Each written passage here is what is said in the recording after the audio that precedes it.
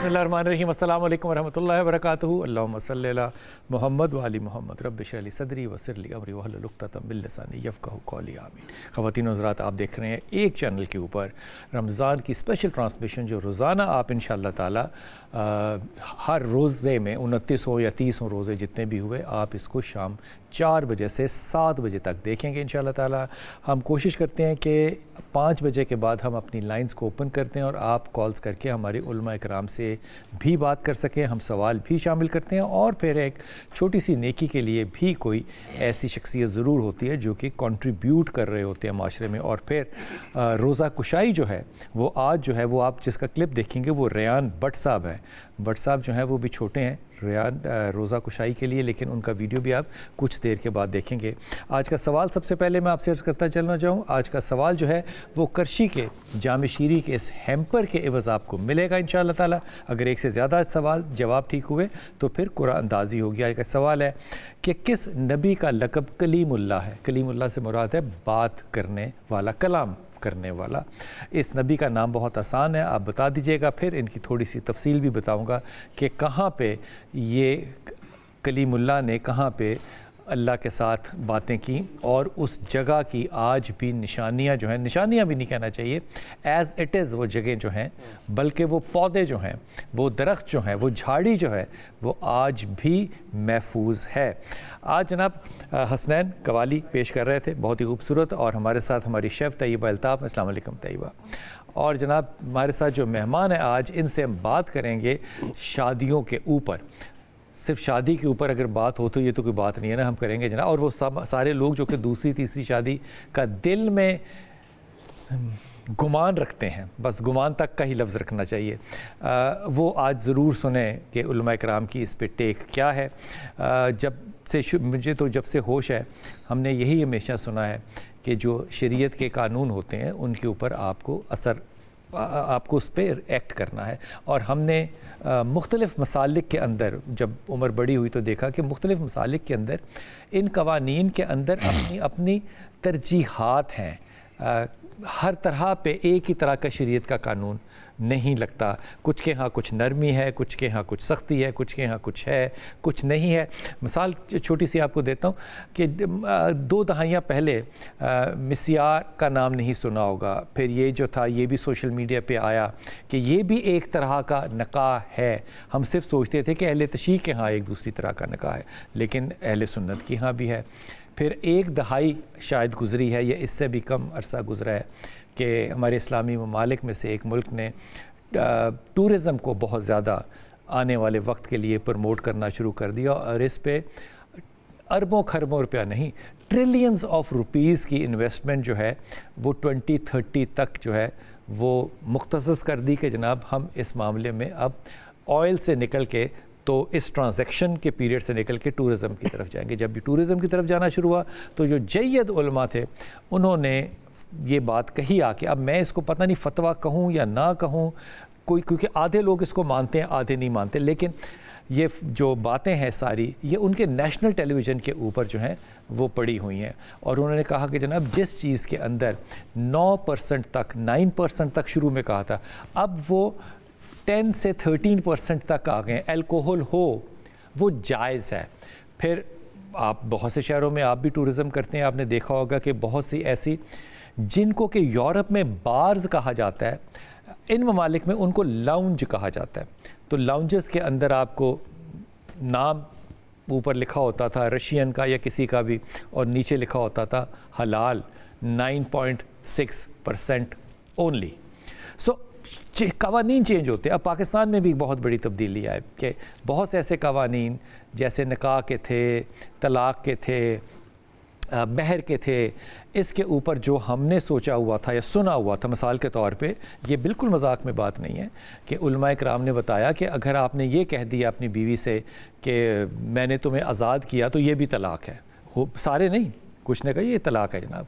आपने अगर मजाक में कहा तो तलाक़ है, ड्रामे में कह दिया तलाक़ तो तलाक़ है। इस पर बड़ी बहसें होती रही हैं और बड़ी संजीदा किस्म की उलमा से होती रही हैं।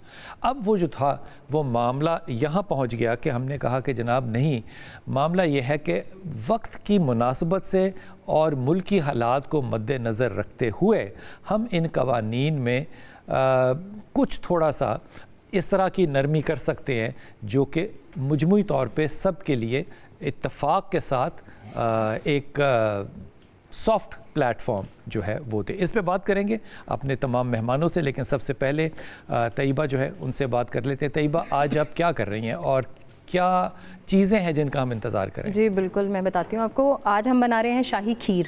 شاہی کھیر؟ جی بالکل. اور اس کے ساتھ جو ہے ہم ہنی لائم سوڈا بنا رہے ہیں. یہ شاہی کہنے سے کھیر بہتر ہو جاتی ہے؟ بہتر اس سینس میں ہو جاتی ہے کہ ہم اس میں اضافہ کر دیتے ہیں چیزوں کو, جیسے کھویا ہو گیا, کریم ہو گئی, اس طرح مطلب زیادہ چیزیں بڑھا کے تو اس کو ذرا ہم بہتر. ایک زمانے میں کھیر پہ وہ چاندی کا یا سونے کا ورک لگتا تھا, اب وہ نہیں لگتا. اب بڑے مطلب بہت ریئرلی ملتے ہیں ہم لوگوں کو. آپ کو کہنا چاہیے جو سونے کی قیمت ہے آپ کو یہ پوچھنا بھی نہیں چاہیے تھا, اس کا فرق لگ ہی نہیں سکتا. بالکل. اور کیا بن رہا ہے؟ چکن تندوری مسالہ بنا رہے ہیں ہم. چکن تندوری مسالہ. جی, اور اس کے ساتھ ہم رائس بال بنا رہے ہیں اور ساتھ چکن فنگرز بنا رہے ہیں. اور پینے والی ڈرنکس میں کیا ہے؟ وہ ہم ہنی لائم سوڈا بنائیں گے. ہنی لائم سوڈا بنائیں گے. اپنے اسپانسرز کا میں آپ کو بتا دیتی ہوں. ہمارے ساتھ نورپور ہے. اچھا, نورپور کا دودھ بھی ہے اور مکھن بھی ہے. دودھ بھی ہے, کریم بھی ہے, چیز, بٹر, سب کچھ, ساری ورائٹی ہے ہمارے پاس. ٹھیک ہے. اور اس کے ساتھ کرشی کا جامع شیری ہے اور سبروسو ہے ہمارے ساتھ, اور ٹینگ ہے.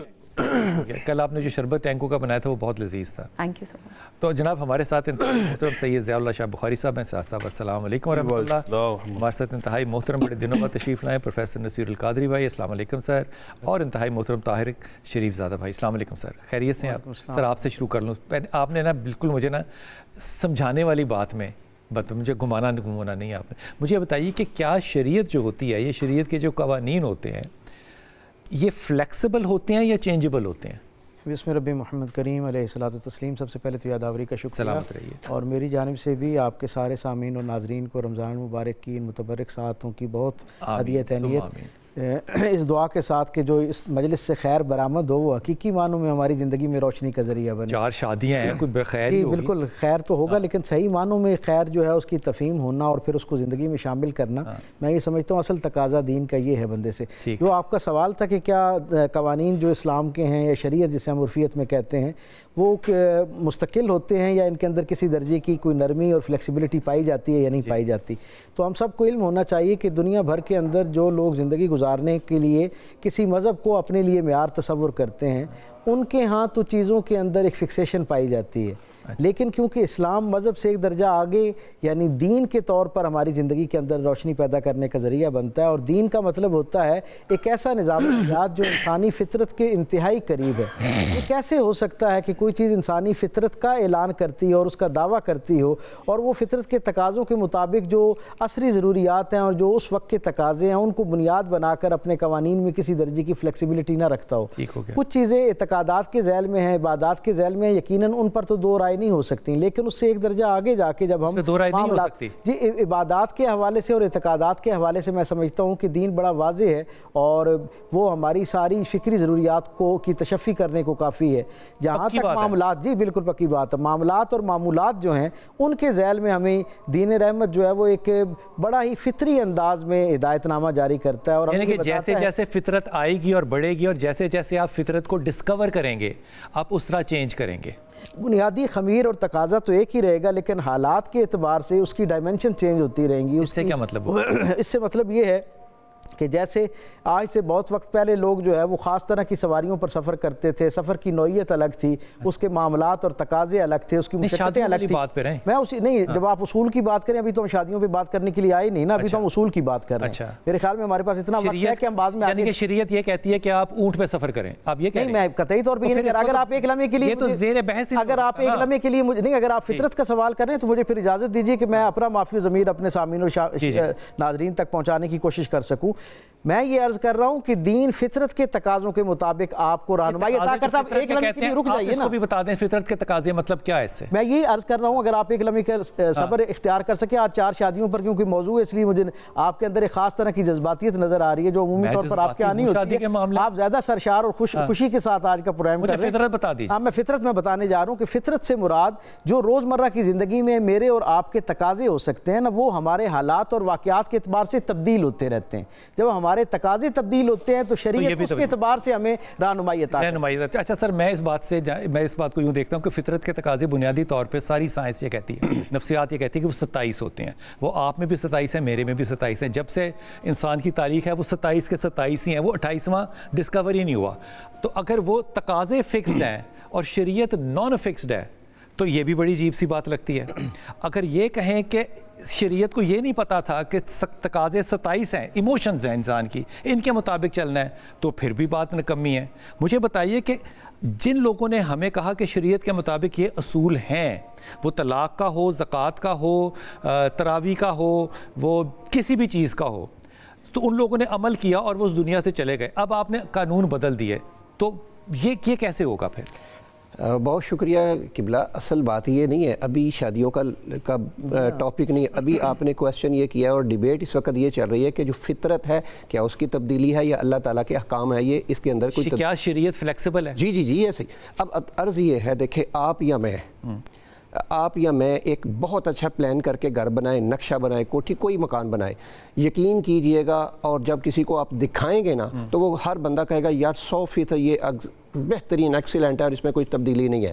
لیکن کیا ہوگا، آپ ٹھیک 5 سال کے بعد 4 سال کے بعد آپ کہیں گے خود ہی کہ اپنے بنائے ہوئے اس نقشے پہ کہیں گے نہیں یار یہ نہیں تھا، اس کے اندر یہ تبدیلی تھی، اس کو تبدیل کرنے کی گنجائش ابھی باقی ہے۔ آپ اس کو شریعت سے کمپیئر کر رہے ہیں؟ میں مثال شریعت کی طرف آ رہا ہوں نا، یہ مثال ہی نہیں ہے، میری مثال نہیں، مثال میں نے یہ مثال نہیں ہے، ہمیں معاشرے کو سمجھانے کے لیے یہ ہے 4 سال کی انجینئرنگ اور شریعت ہے پورے۔ تو آپ میری بات سنیں نا، آپ میری بات سنیں، مجھے بولنے دیں، میں وہی کہنا چاہ رہا ہوں۔ یہ دنیا کا جو یہ اب دیکھیں نا، یہ کس نے قانون بنائے ہیں؟ اگر آپ دنیا کی بات کر رہے ہیں، یہ اس وقت موجودہ طلاق کے احکام کس نے بنائے؟ آپ کی گورنمنٹ نے۔ نکاح کے کس نے اصول بنائے؟ آپ کی گورنمنٹ نے یا ہم معاشرے نے؟ آپ نے بنائے نا، اسی کی بات کر رہے ہیں، ہم نے سب نے مل کے بنایا۔ ہماری جی اسلام نے نہیں بنائے، اسلام نے نہیں بنائے۔ اسلام، اب سنیں میری بات، پوری بات، اسلام نے جو چیزیں بیان کی ہے نا، اسلام کہتا ہے لا تبدیل لکلمات اللہ۔ آپ کی بات تبدیل ہو سکتی ہے حالات کے مطابق، کوئی اصول حالات کے مطابق تبدیل ہو سکتے ہیں۔ اللہ تعالیٰ نے انسان کو ایسے احکام دیے ہیں جو قیامت تک اس کے بالکل قریب ہے، لیکن ایسا ممکن نہیں ہے کہ ہم بالکل اس کو جدا کر کے رکھ دیں۔ اسلام نے بالکل اس کے فطرت کے مطابق چیزوں کو بنا کے رکھا ہے۔ اب یہ بات آئی فَانكِحُوا مَا طَابَ لَكُم مِّنَ النِّسَاءِ مَثْنَىٰ وَثُلَاثَ، وہ شادیوں کی بات ہو، وہ عبادات کی بات ہو، وہ طلاق کی بات ہو، وہ نکاح کی بات ہو۔ اب دیکھیں کیسے آپ تبدیل کر سکتے ہیں شرعی قانون کو۔ میں کرنا چاہوں گا کیسے آپ شرعی قانون کو تبدیل کر سکتے ہیں۔ کیسے آپ نے 18 سال کی شرط لگائی ہے کہ 18 سال سے پہلے آپ شادی نہیں کر سکتے، اور جو کرے گا فلاں فلاں فلاں، یہ ایسا ہوا ہے نا؟ نہیں، بھائی ایسا ہوا ہے، اپیل ہوا ہے، اس کا شریعت سے تعلق نہیں ہے۔ میں اسی لیے تو بتانا چاہ رہا ہوں، میں آپ کو قبلہ بتانا یہ چاہ رہا ہوں کہ یہ جو ہمارے بنائے ہوئے اصول ہیں نا، یہ ٹھیک نہیں ہے۔ اللہ تعالیٰ کا بنایا ہوا جو اصول ہے وہ ٹھیک ہے۔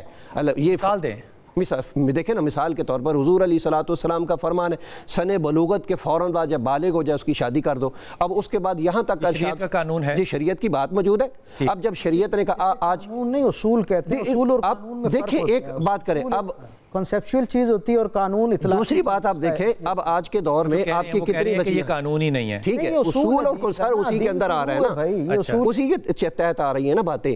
دیکھیں آج بچہ یا بچی 11-12 سال کے ایج میں وہ بالغ ہو جاتے ہیں، ٹھیک ہے، اور حضور علیہ الصلوۃ والسلام کا پیچھے ایک فرمان بھی موجود ہے کہ اگر ان کی زندگی کی مثال نہیں دیں گے آپ حضرت؟ ہم حضور کا فرمان ہی آپ کی زندگی کا فرمان ہی ہوا نا، کیا حضور کا فرمان آپ کی زندگی کا نہیں ہے؟ حضور کا فرمان بھی مصطفیٰ کی زندگی کا ہی فرمان ہے۔ آپ صلی اللہ علیہ وسلم نے فرمایا سن بلوغت کے بعد اگر بچی کو پہلی بار مینسز آ جاتے ہیں اور اس سے کوئی گناہ سرزد ہو جاتا ہے تو وہ گناہ کس کے ہے؟ اس کے والد پر۔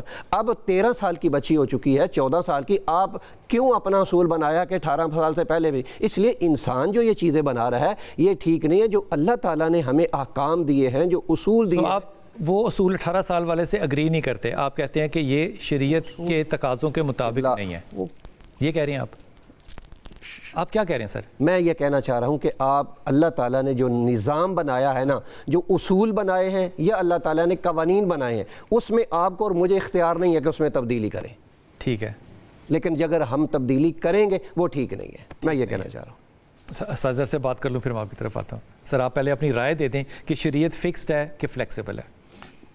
قرآن مجید فرقان حمید میں اللہ تعالیٰ فرماتے ہیں شرع لکم من الدین ما وصی بہ نوحا۔ مجھے آپ بتائیں شریعت کہاں بدلی ہے پورے 14 سال میں؟ جی کہاں آپ نے دیکھی شریعت بدلی؟ عقائد شریعت کا حصہ ہیں. عقائد اللہ ایک ہے، اللہ کی توحید، نبی پاک صلی اللہ علیہ وسلم کی رسالت، نبوت، ایمان بالآخرت، جو ایمانیات ہیں ہمارے عقائد ہیں، ان میں کہاں 14 سال میں تبدیلی آئی؟ عبادات میں آ جائیں، عقائد میں ہاتھ بھی ہیں، عقائد میں تراویح بھی ہے. نہیں یہی تو مسئلہ ہے. یہی تو آپ اصولوں کی بات مثالیں صحیح نہیں اب دے رہے. میں عرض کر رہا ہوں عقائد میں کہیں تبدیلی آئی آج تک؟ کن چیزوں کو آپ عقائد؟ میں عرض کر عقائد جو ایمانیات ہیں ہمارے، ایمانیات کو عقائد کہتے ہیں. عقائد اور ایمانیات میں کہاں تبدیلی؟ کوئی تبدیلی نہیں آئی. کی بات وہ جو آیت پڑھی تھی نا، لا تبدیل کلمات اللہ، اللہ کے جو بنائے ہوئے اصول دین ہیں ان میں کوئی تبدیلی ماں کا لا ہی نہیں سکتا. یہ اختیار، یہ اتھارٹی کسی کے پاس نہیں. ایک بات اللہ کے بنائے ہوئے اصول میں دوسری بات ہے عبادات میں تبدیلی کہاں سے آئی؟ کوئی نہیں لا سکتا. حج بیت اللہ ہے، ماہ رمضان کے ہم روزے رکھ رہے ہیں، 5 نمازیں ہیں، زکوٰۃ ہے، اس کی ادائیگی ہے، اس کی فرضیت ہے. کہاں کس نے تبدیلی کی اس میں؟ کوئی کر سکتا ہے اس کے اندر تبدیلی؟ ہرگز نہیں. اس کے بعد ہمارے معاملات زندگی ہیں. معاملات زندگی کے لیے جو اللہ نے ہمیں بنیادی تعلیمات ارشاد فرمائی ہیں، کسی ماں کے لال نے آج تک اس کو تبدیل کیا ہے؟ ان معاملات میں کیا ہے کہ آپ نے سچ بولنا ہے، دیانتداری کرنی ہے، انصاف کرنا ہے، عدل کرنا ہے. کسی نے کہا آج تک آپ عدل کو چھوڑ کے بے انصافی کریے دین بن گیا ہے؟ کسی نے کہا کہ سچ کو چھوڑ دیں، جھوٹ بولنا شروع کر دیں، یہ دین شریعت بن گئی؟ ہرگز ایسا نہیں ہے، ہرگز ایسا نہیں. اب آ جائیں آپ جو آج کا ہمارا موضوع جس سے ہماری یہ بات شروع ہوئی، میں وہاں سے شروع کر لوں.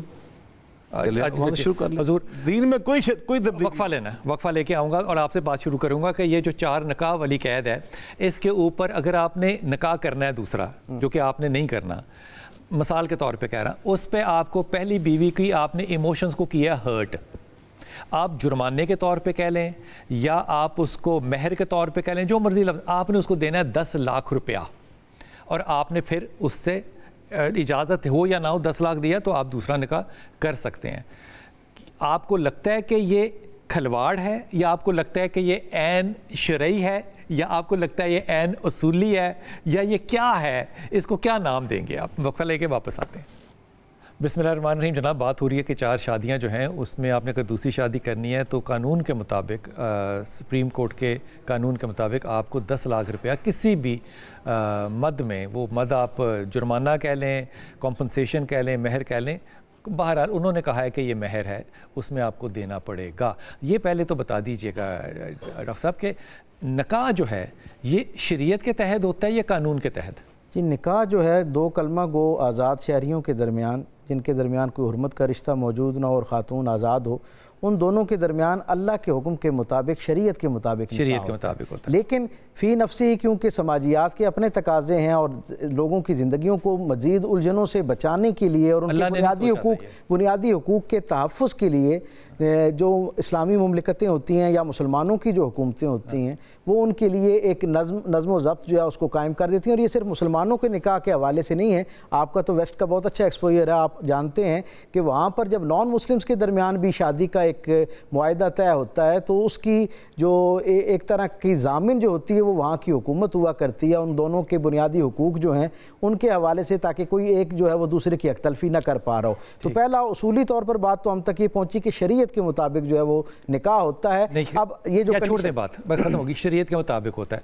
اب جو 4 شادیاں ہیں یہ شرعی طور پہ جائز ہیں یا قانونی طور پہ یا یہ اخلاق ہے اور کیا چیز ہے یہ؟ اگر مجھے بہت ادب کے ساتھ اپنا معافی و ضمیر بیان کرنے کی اجازت دیں تو میں یہ سمجھتا ہوں قرآن حکیم کی جس آیت سے اس کا استنباط ہوتا ہے، جس سے ہم اس کا نتیجہ نکالتے ہیں، وہاں پر پروردگار عالم نے پہلے یتیم بچیوں کا تذکرہ کیا ہے اور اس کے بعد پھر نکاح، ایک سے زیادہ نکاح کی طرف جو ہے وہ ایک طرح کی رخصت عطا کی. میں اسے اجازت سے زیادہ اگر رخصت کا لفظ استعمال کروں تو زیادہ بہتر ہے، کیونکہ اجازت جو ہوتی ہے وہ بغیر بنیادی شرائط کی ہوتی ہے اور رخصت جو ہوتی ہے وہ چند بہت مضبوط اور سخت قسم کی شرائط کے ساتھ ہوتی ہے، اس اجازت کو ہم رخصت کہتے ہیں. سو اس کے اندر جو آگے اللہ نے تقاضا بیان کر دیا ہے عدل کرنے کا، میں یہ سمجھتا ہوں کہ وہ اتنی کڑی شرط ہے کہ اس کی بنیاد پر اسے اجازت کہنے کے لیے بہت دیدہ دلیری چاہیے. میرے نزدیک تو یہ ایک رخصت رخصت ہے. اگر کوئی شخص تصور کرتا ہے کہ اپنے مال، اسباب، وقت، صلاحیت کے اعتبار سے وہ ایک سے زائد خواتین کے درمیان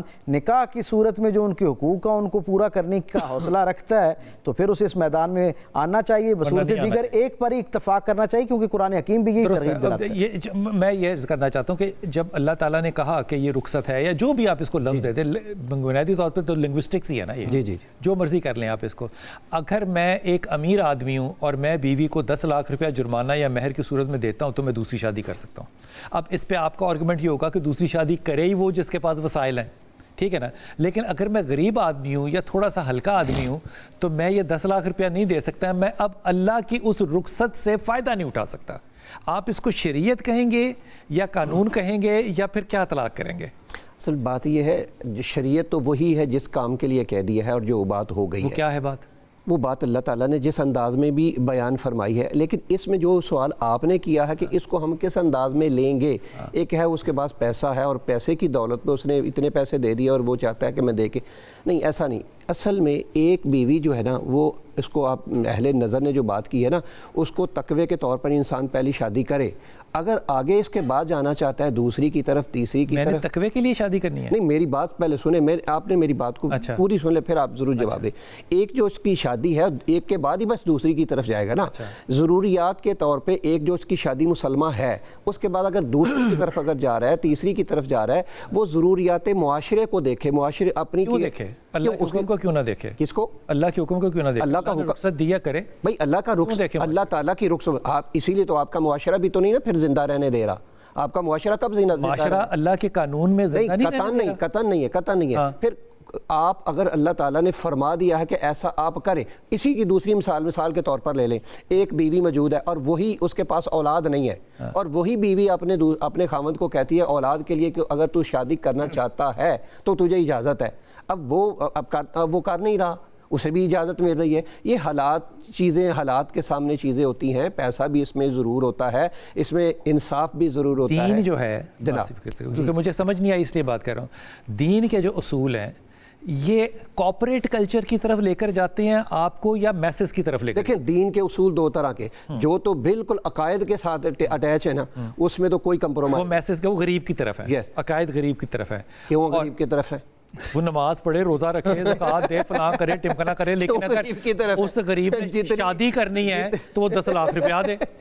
کیوں غریب کی طرف ہے؟ شادی کرنے کے لیے 10 لاکھ نہیں ہے, دوسری شادی کرنے کے لیے شادی کی بات ہو رہی ہے, اس کے لیے غریب کے لیے. عقائد تو اللہ تعالیٰ کے سب کے ساتھ. دیکھیں شاہ جی غور فرمائیں, اس اصول کے اوپر آپ نے معاشرے کو 2 حصوں میں تقسیم کر دیا نا.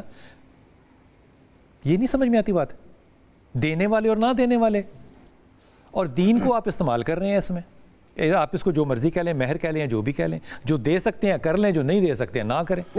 اب آپ اس کو ایکسپلین کریں گے کہ جناب جس کے پاس ہے وہی دوسری شادی کر سکتا ہے. یہی ہوا نا آج. فی زمانہ اگر اس اصول کو دیکھا جائے, آپ نے معاشرتی طور پہ دیکھا ہی ہے, فی زمانہ لوگ قاری وہ ہو رہے ہیں جن کے پاس دولت ہے.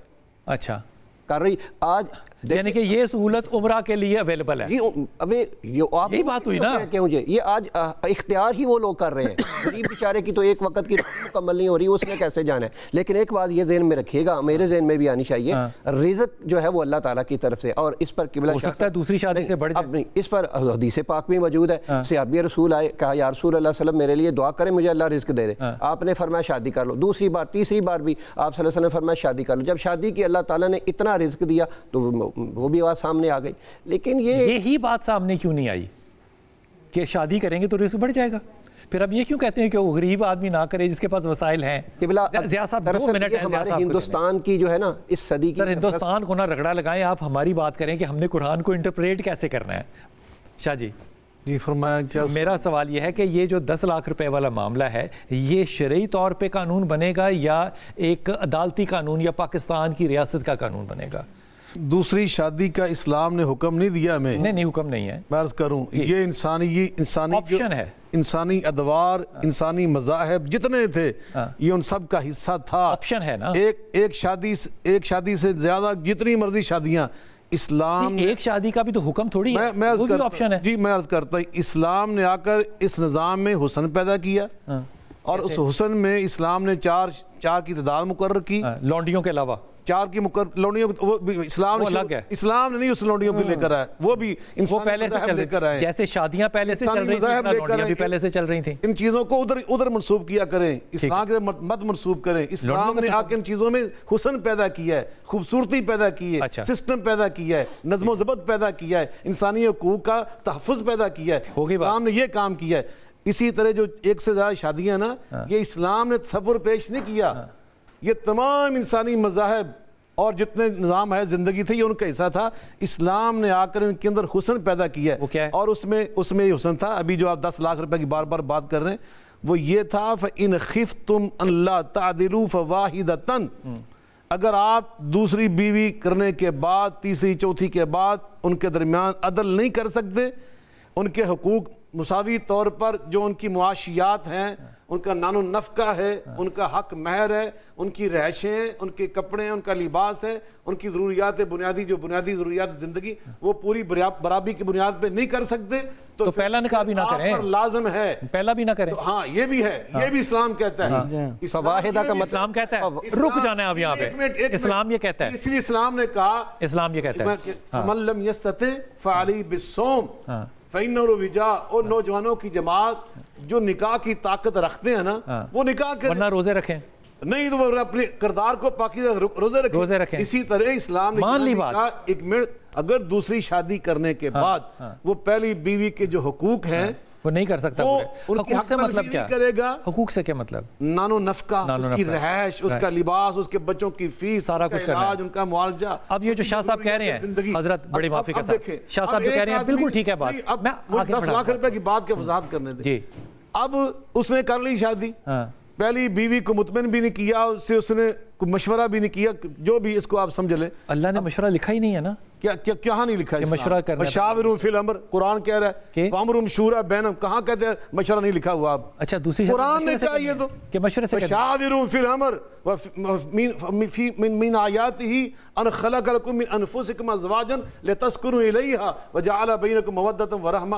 گھر تو بنائی ہم نے اس لیے تھا. تو اس کا مطلب یہ ہوا کہ آپ لوگوں نے جو پہلے ہمیں بتایا تھا کہ اجازت لینا ضروری نہیں ہے, اجازت لینا ضروری ہے. اجازت کی بات نہیں ہو رہی, الفاظ پہ غور کریں. ہمارے الفاظ کیا ہیں؟ وَأَمْرُهُمْ شُورَى بَيْنَهُمْ. گھروں کا سسٹم سکون والا, تسکین والا قائم رکھنے کے لیے مشورہ. یہ تمہارا شادی کا مشورہ کہاں سے آ گیا؟ حضور اقدس نہیں, وہ قرآن کہہ رہا ہے لیکن وہ شادی کے لیے نہیں کہہ رہا. حضور اقدس رسول پاک صلی اللہ علیہ وسلم سے یہ سوال ہے, آپ کے لیے وقفے پہ جاؤں گا. اللہ کے رسول نے اس صحابی کا شادی کروائی اس صحابیہ سے جس نے کہا تھا میرے پاس لوہے کا چھلا بھی نہیں ہے.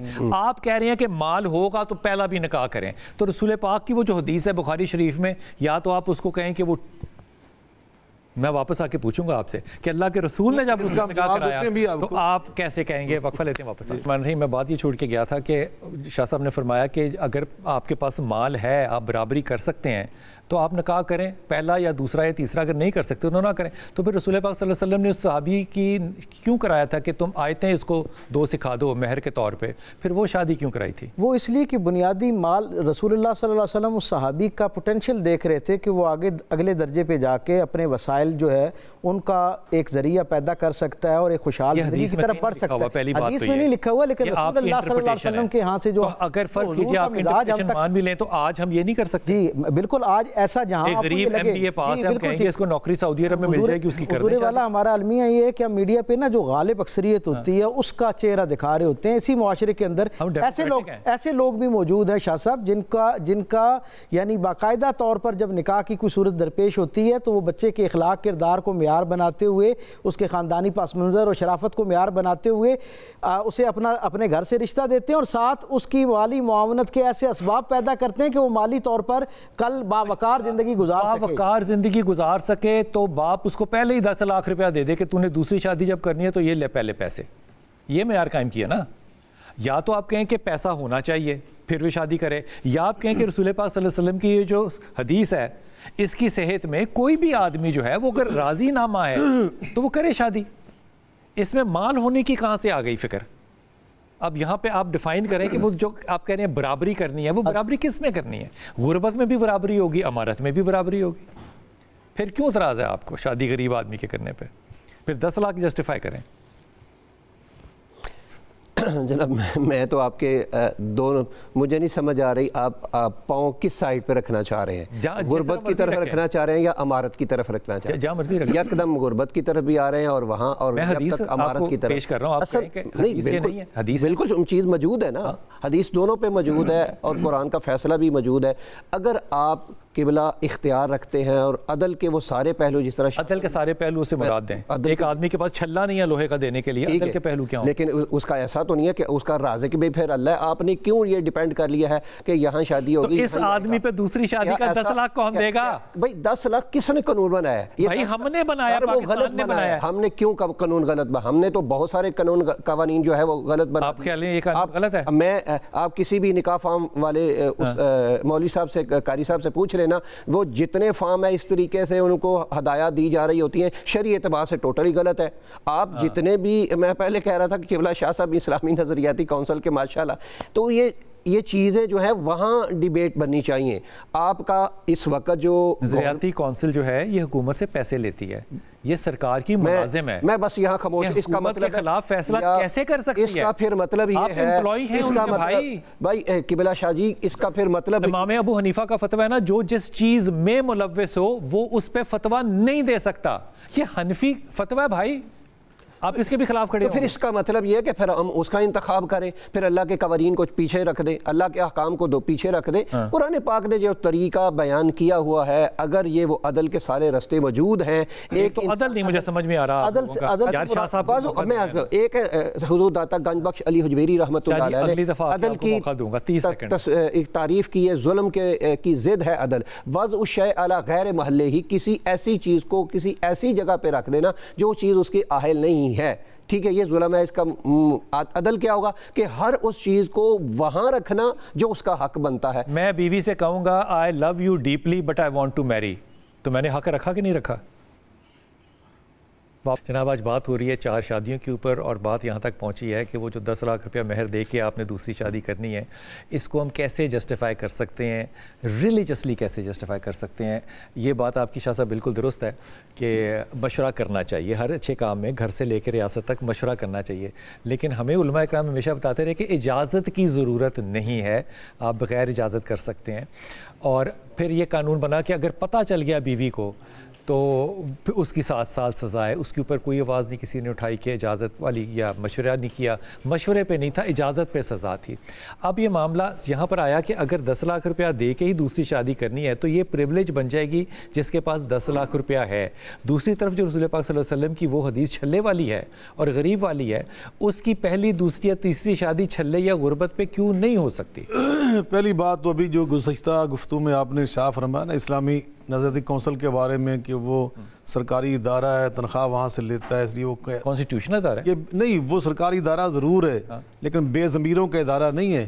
نہیں ضمیر پہ نہیں, میں عرض کر کہ وہ تنخواہ لے کر وہ بات کہہ دیتے ہیں یا وہ بات لکھ دیتے ہیں کہ جو شریعت سے متصادم ہو یا شریعت کے مطابق نہ ہو, ایسا ہرگز نہیں ہے. الحمدللہ وہ ایک ایسا ادارہ ہے کہ جہاں پر ہر اس چیز پر قدغن ہم لگاتے ہیں, ہر اس چیز کا ہم پورا نوٹس لیتے ہیں کہ جو کتاب و سنت کے مطابق ہمیں نظر نہیں آتی, ہم اس کی اصلاح کرتے ہیں.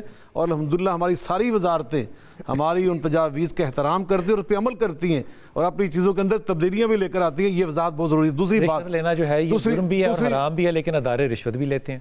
وہ تو ہمارا عمل ہے نا, وہ تو ہمارا کردار ہے. لیکن ہم قانون سازی کی بات کر رہے ہیں, کسی ادارے کو قانون کو بہتر بنانے کی بات کر رہے ہیں. ہم قانون کو کتاب و سنت کے مطابق کرنے یا نہ کرنے اس کی بات کر رہے ہیں اس حوالے سے.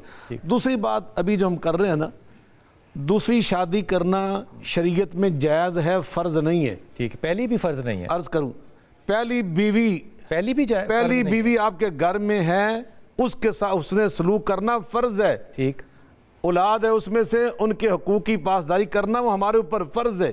اب ذرا دیکھیے, شریعت آپ بات کر رہے ہیں, شریعت کے اندر جب 2 چیزیں آپس میں ٹکراتی ہیں نا, ایک کی حیثیت ہوتی ہے فرضیت کی اور دوسری کی ہوتی ہے جواز کی, تو وہاں ترجیح کس کو دیتے ہیں, اہمیت کس کو دیتے ہیں؟ فرض کو. حیثیت کس کی ہوتی ہے؟ جو فرض والی ہوتی ہے. تو اب جو فرض والی چیز ہے نا وہ ہے پہلی بیوی. ٹھیک ہو گیا, اس کے ہیں حقوق, اس کی ہے اولاد کے حقوق. اب وہ جو 10 لاکھ روپیہ نا, ایک منٹ, وہ 10 لاکھ روپے کی جو بات کی نا, وہ صرف اس شوہر کی حیثیت کے مطابق ہے. اگر اس کی حیثیت ہوتی نا زیادہ, اگر اس کی حیثیت ہو زیادہ اور اس کی اولاد کے جو ضروریات ہیں وہ بھی ہوں زیادہ تو پھر آنے والے کسی جج کو نا وہ 10 کی بجائے 1 کروڑ بھی کرنی چاہیے. ٹھیک, ابھی اس سے بھی زیادہ کر سکتا ہے وہ. اچھا ایک بات, اس لیے قاضی وقت کے پاس یہ استحقاق ہوتا ہے کہ جو فرض ہے نا ہم نے اس کو اہمیت دینی, جواز کو ہم نے اہمیت نہیں دینی. یہ پری ایمپٹیو بات ہے نا کہ وہ ابھی ہوئی نہیں ہے. میں ایک مثال دے رہا ہوں, میں یہ کہہ رہا ہوں, آپ 10 لاکھ کو کہہ رہے ہیں, وہاں تو 20 لاکھ بھی ہو سکتا ہے, مان لی بات, لاکھ کروڑ بھی ہو سکتا ہے. جی, ایک بیوی ہے, اس کے ہیں 4 بچے, اس کی عمر ہے ڈھیر, بچے ہیں یونیورسٹی گوئنگ. دوسری بیوی ہے, اس کے ہے 1 بچہ اور وہ بھی یونیورسٹی بھی نہیں جا رہا, اس کا خرچہ بھی کوئی نہیں. اب کریں برابری. نہیں وہ ہاں بالکل, یہ بڑی خوبصورت, وہ اولاد میں برابری کرنی ہے. جو اولاد کی جس بچے کا بھی حق ہے نا کہ آپ نے گود میں اٹھانا, یہ نہیں ہے, یہ اسلام نہیں کہہ رہا, یہ اسلام کا مطالبہ نہیں ہے, یہ انصاف نہیں ہے. ہاں انصاف یہ ہے, انصاف یہ حضرت نے بڑی خوبصورت ایک بات ارشاد فرمائی تھی کہ وضع شیء فی محلہ ہی. یہ انصاف ہوتا ہے کہ اس چیز کو وہاں رکھو جو اس کا استحقاق ہے, جو اس کا مقام ہے. آپ کی پہلی بیوی کہے گی اس کو تم 5 لاکھ روپیہ دیتے ہو, 1 لاکھ روپیہ دیتے ہو, مجھے 4 لاکھ. اب مجھے جملہ کہنے دیں. ایک بیوی سے آپ کے بچے کی عمر ہے 3 سال, جی, اس کا حق ہے آپ اس کو گود میں اٹھائیں, جی, آپ اس کو کوئی چھوٹی سی کوئی چیز ٹافی لے کر دیں. ٹھیک. اور دوسری پہلی بیوی جو نا, اس کا بیٹا ہے, جیسے بھی آپ نے یونیورسٹی میں جاتا ہے, اس کو بائک کی ضرورت ہے, اس کو کار کی ضرورت ہے. انصاف یہ ہے کہ آپ اس کو کار لے کر دیں, اس کو کھیلنے والی کار لے کر دیں, اس کو ٹافی لے کے دینے کا فائدہ, اس کو کھیلنے, یہ وہاں یہ نہیں چیزیں ہیں, پیسہ نہیں دیکھا جائے گا. نہیں, یہ انصاف ہوتا ہے. اب آپ نے رشتوں میں سے پیسہ نکال دیا. اچھا, اب تیسری بات جو آپ نے کہا نا, نبی پاک صلی اللہ علیہ وسلم فرمایا اس صحابی سے, جو آپ نے فرمایا کہ جو اس کے لیے حق مہر لے کر آؤ, ولو خاتم من فضۃ, چاہے ولو خاتم من حدید, چاہے ایک انگوٹھی لے آؤ لوہے کی بنی, وہ بھی نہیں تھی اس کے پاس نا, وہ حق مہر کے لیے لوہے کی انگوٹھی نہیں تھی, گھر تھا اس کے پاس, وہ اپنے گھر میں گیا تھا, وہ اپنے گھر سے تلاش کر کے لایا. میں نے نہیں پڑھا کہ پڑھا ہے, میں نے نہیں. یہ حدیث, اسی حدیث میں آپ نے فرمایا اپنے گھر جاؤ, اور اپنے اس گھر گیا تھا, وہ تلاش کر کے آیا تھا عملی طور پر, پریکٹیکل طور. اس نے کہا جی میں گھر دیکھ آیا ہوں, گھر میں چادر یہ ایک میرے پاس. تو آپ نے پھر فرمایا تھا پھر اس کو قرآن یاد کروانا. اچھا, یہ 10 لاکھ روپیہ تو ختم ہو گیا پھر. اب نہیں, وہ 10 لاکھ چھوڑ کر 1 کروڑ, 1 کروڑ بھی کہہ سکتا ہے قاضی وقت. اچھا آگے چلتے ہیں. ایک آپ نے فیصلہ قاضی وقت نے کرنا ہے کہ اللہ نے کرنا ہے؟ اللہ نے ہمیں اصول دیا ہے, اللہ نے ہمیں اصول دیا کہ جو پہلا ہے نا, اس کے حقوق کی پاسداری کرنا فرض ہے. ٹھیک ہے. دوسرے کے ساتھ شادی کرنا جائز ہے, ٹھیک ہے, لیکن فرض کو اہمیت دینی ہے. ہم نے اس کے نہیں, مجھے آخری بات کرنے دیں, میں نے بہت صبر کی. جی جی بالکل. وہ آپ نے کہا نا شریعت بدلتی ہے, نہیں بدلتی, اس پہ سنیں, شریعت بدلتی ہے. اچھا, الاحکام تتغیر بتغیر الاحوال. ٹھیک ہے. جب حالات بدلتے ہیں نا تو شرعی احکام تبدیل ہو جاتے ہیں. ابھی ہم روزے میں ہیں, ہم ابھی روزے میں, کوئی بیمار ہو جائے, اسلام کہتا ہے اس کا روزہ جو ہے وہ اس کو چھوڑ سکتا ہے, حکم بدل گیا, تندرست ہے, یہ بدل نہیں گیا, بدل گیا, مختلف حکم ہے, مختلف نہیں, 6 حکموں کا پیٹرن ہے, پیکج ہے, بدلا نہیں ہے. میں اور آپ تندرست ہیں, اپنے جگہ پہ بیٹھے ہوئے ہیں, ہم روزہ نہیں چھوڑ سکتے, لیکن اگر کوئی بیمار ہو گیا فدیہ دے سکتے, اچانک اس کو نہیں, فدیہ کا مسئلہ یہاں نہیں ہے. اچھا, تو وہ روزہ چھوڑ سکتا ہے. اسی طرح ہم نماز کھڑے ہو کے پڑھنے کے پابند ہیں, لیکن ہم بیمار ہو جائے تو ہم بیٹھ کے پڑھنے کے, اس کے ہمارے لیے حق بن جاتا ہے, حکم بدل گیا. اسی طرح نماز خوف ہے, نماز جنگ ہے, نہیں مرض کرتا ہوں, احکام بدل رہے ہیں, جسے کہتے ہیں پری کوالیفیکیشن ہے, یہ بدلا کہاں ہے؟ حکم بدل رہے ہیں, نہیں بدلا. قرآن اس سے آگے بھی کہا ہے, قرآن کہتا ہے الا من استر غیر باغ ولا عاد, تمہارے اوپر یہ چیز حرام ہے, یہ چیز حرام ہے, لیکن اگر جان بچانے کا ٹائم ہو تمہیں اور کوئی چیز نہ ملے, پہلے سے فیصلہ ہے, تو وہ حرام تھوڑی ہے کچھ, وہ حرام جو ہے نا حکم بدل گیا, جو اس کی حرمت ہی ختم ہوگی, احکام بدل جاتے ہیں. یہ نہیں مسئلہ, اور شریعت نہیں بدلتی, آپ کی بات شریعت کے اندر بدلتی, وہ شریعت نے کہا ہے.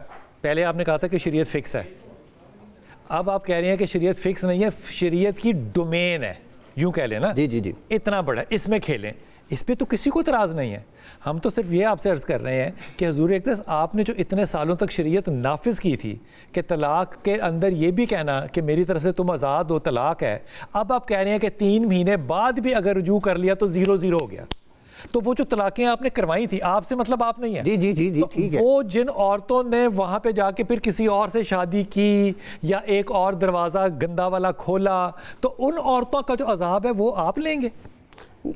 نہیں اس کا عذاب ہم کیوں لیں گے؟ تو آپ نے کہا تھا نا کہ اب یہ واپس نہیں ہو سکتا، 3 طلاقیں ہو گئیں، اب عدالت نے کہا 3 طلاقیں دے بھی دیں 3 مہینے میں رجوع ہو گیا 0-0، دیکھیں پھر سے شروع گیم ہے۔ آپ کی میں پتہ نہیں بات کہاں سے کہاں تک نہ چلی جائے، آپ کی عدالت کے کون سے ایسے فیصلے جو حق قرآن اور شریعت کے مطابق ہو رہے ہیں؟ میں ایک منٹ، ایسے نہیں، پہلی طلاق کے بعد رجوع ہو سکتا ہے، جی جی وہ تو ہو سکتا ہے، وہ تو رجی کی بات کر رہا ہوں، کیا کہتے ہیں ہم رجی طلاق، بالکل وہ تو رجی، میں رجی کی بات نہیں کر رہا، نہیں میں 3 کی بات کر رہا ہوں، میں رجی کی بات نہیں کر رہا، رجوع ہو سکتا ہے، کیوں نہیں ہو سکتا؟ میں 3 کی بات کر رہا ہوں، رجی کی بات نہیں کر رہا، نہیں کر رہے، 3 طلاق کی طرح آپ نے دے دیں طلاقیں، اس کے بعد 90 دن آپ نے ویٹ کرنا ہے، اس میں اگر 3 طلاقیں دینے کے بعد بھی 90 دن میں آپ نے 89 ڈے پہ فیصلہ کیا کہ نہیں، تو 0-0 ہو گیا سارا کچھ، یہ قانون ہے۔ اس کا نہیں حضرت بھائی بلال سے اس میں ایک مسئلہ ہے، اگر وہ 3 طلاقیں اکٹھی اس نے دی ہوئی تھی نا، اگر اس نے 3 اکٹھی دی تھی تو پھر اس میں رجوع ہو سکتا ہے،